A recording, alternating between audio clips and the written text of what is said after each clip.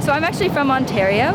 I've been driving boats since I was 8 years old. I had a cottage back there, so that's how I learned how to drive them, speedboats and sailboats. And then I go to UBC now here, so I wanted to work on the water, found the boat rental place, and I've really been enjoying it since. It's taken me back to when I was younger and working on the docks, so I've had a lot of fun working here.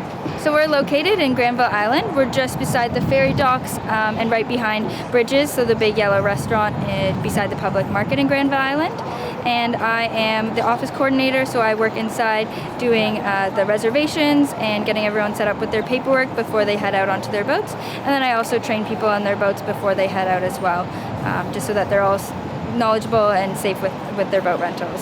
So it's really important when you are renting a boat, driving a boat, that you are taking responsibility for all the boats and everything that's going around you. You don't want to be distracted, just like you're driving in a car. There is always a lot of activity happening on the water, so it's really important that you respond to everything that we teach you before you go out, and make sure that you take responsibility for that when you're on the water as well. So when you're leaving, we're going to send you off, and we'll make sure that you watch out for any traffic coming in. You can see that the ferries are always coming in through here and parking right beside us on those docks.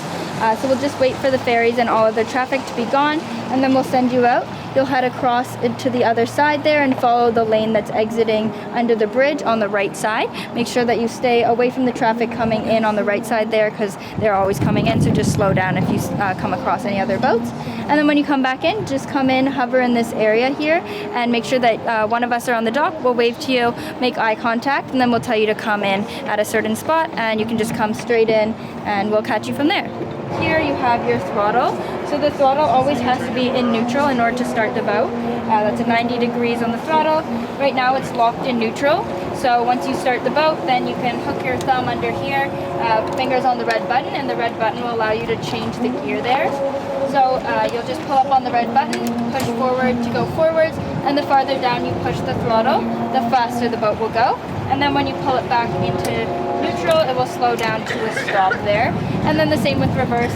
You'll pull up on the red button to change gears, pull it back into a reverse, and the farther down you go, the faster the speed of the boat will go in reverse. And then you'll push it back to a neutral there with the throttle. If anything happens to the driver, this is the safety switch for them. So say you fall out of your seat or you're overboard, then this will pop off and it will cut the engine right away. So that's just a safety measure, so that in case the driver isn't behind the wheel, then the engine's off for all passengers and the driver. Last but not least, we have the safety equipment just under here.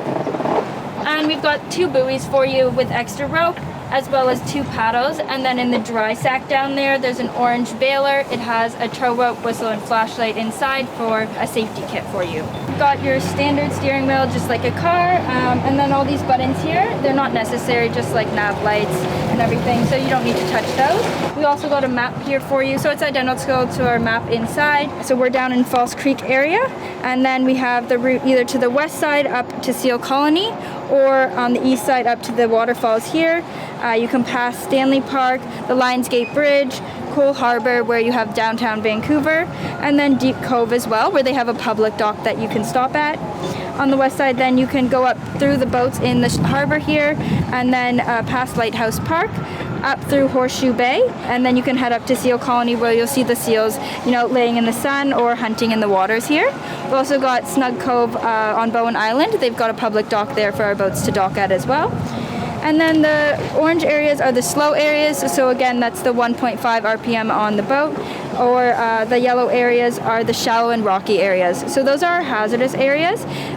When you do cross the boundaries into those hazard areas, you'll hear a beeping sound, so that's a constant beeping sound.